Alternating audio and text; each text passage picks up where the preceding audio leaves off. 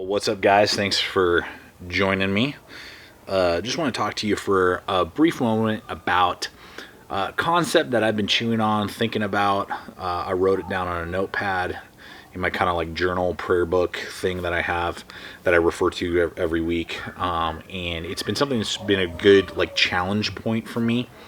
And I hope it'll be for you. And this concept is this. It's from one of the best movies I think of all time, Shawshank Redemption. And there's a line in that movie when Andy Dufresne, the main character, says to Morgan Freeman, Red is his name in the movie. He says, "Get busy living or get busy dying." And I just recently rewatched it with a really good friend of mine, and I love that movie. There's just so much. It's just a great movie. There's so many good messaging in it. It's a hard movie to watch. If you've never seen it, I encourage you to watch it. It's not something to watch with the kids.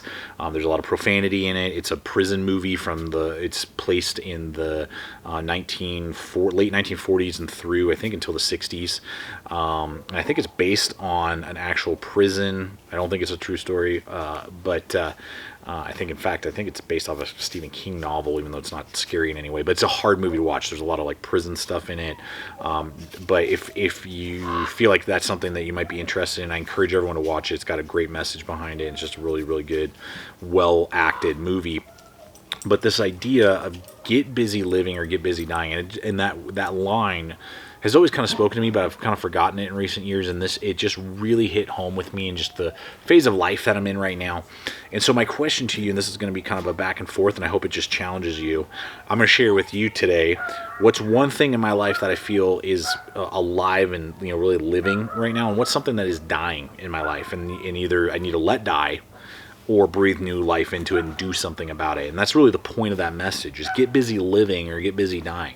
Are there things in your life that if you're not seeing life in it, well, then it's dying. There's no like middle ground, no like riding the fence, in my opinion. I believe you can't ride a fence for very long before you either fall off into life or death. That's really how I feel life is, and life operates in any way. And so I really have gone to town chewing on that for myself, and I'm encouraging you. And if you feel open to do that, I encourage you in the comments below. Share one thing in your life you feel like is really alive and good and vibrant right now, and one area that you maybe feel is kind of dying right now, and that you either want to change or you need to cut out. It's okay. Some things need to die, and that's okay too.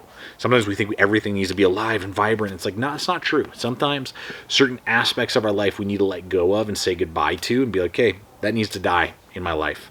That hobby that I used to have, in my 20s, it just doesn't work with making, ends meet, and, having a family and spending time with the kids, like I need to let that go. And I'm not speaking about myself or anything in that, but maybe there are things in you, that you just need to say goodbye to. And so for me, one area that I feel like is really alive right now is my family and family time. I've really taken the last maybe 6 months to try and make conscious decisions to breathe life into one-on-one time with my wife, Mrs. GT, and just have good quality time with each other, listen to each other, talk to each other. I'm not perfect, but I'm really like investing in that and making sure that she's okay, that she feels loved, that she feels taken care of by me, that I'm putting her first.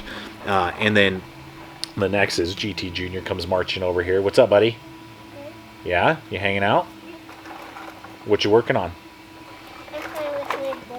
Playing with your bulldozer? Sweet. Is the boys as well, and always making them feel priority, making them feel like they're important, that I always try as whenever possible to put things on hold, even if my son, particularly GT Jr. You want to come over here and say hi real quick? You want to come over here? Come on over here. Say what's up, everybody. Can you say hi to everybody? Say hi. Okay, that's all right. GT Jr. is doing awesome. And Mark II is doing great as well. But, he'll come down in the morning. Sometimes I'm trying to get quiet time, focus on my day, pray over my day, read the word, stuff. And, he comes down and wants to sit in my lap or talk to me about, Transformers or something. And I've found that it's more important for me to put that on hold for a moment, to give him time, to let him know that he's cared for and valued and loved, than to tell him to be quiet and hold on. And, Daddy's got to get through his things first, and then you come second. I never want him to feel that way, and I never want my family to feel that way. So I feel like that's really something I've invested in, is alive in, and really good. On the flip side, something that's dying and dead right now is just so frustrating to me, but I don't feel I'm willing to let die, is my physical well-being, and meaning particularly like my physical health and working out. I used to be really good at that. My buddy Mike and I would meet up once or twice a week and work out, and then I would do other things. I was really on my diet and doing well with that, and I just feel like this summer, really since like the spring, I just fell off the wagon. Life, things, I can come up with 50 excuses, but I've not gotten a good routine with working out particularly, and I'm just one of those people, I have to be working out or I'm just going to put on weight, and it's not good, and it's not healthy. The doctors told me I need to lose like about 15 pounds, you know.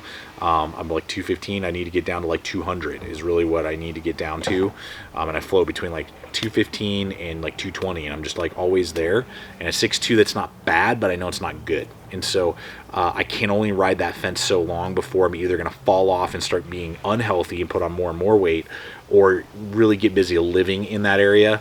You know, your health, that is really life and death. You know, the healthier you are, the more life you'll be able to enjoy, and the longer you will live. True story. So that's something, guys, that I'm really working on, that I'm like, I'm not willing to let this die. I'm not just going to throw in the towel, but I've got to find a routine that really works for me. I've been trying to work on maybe just doing like cardio in the mornings, and I've done okay with that, but not great yet.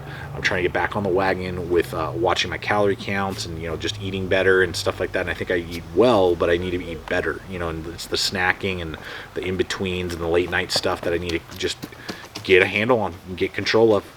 And so I feel like that is dead right now, and I need to breathe new life into it. So that's me, guys. Want to hear from you, and think about this concept. Maybe it's something you're not going to respond to on the comments, and that's totally cool, but I think it's a good filter to have.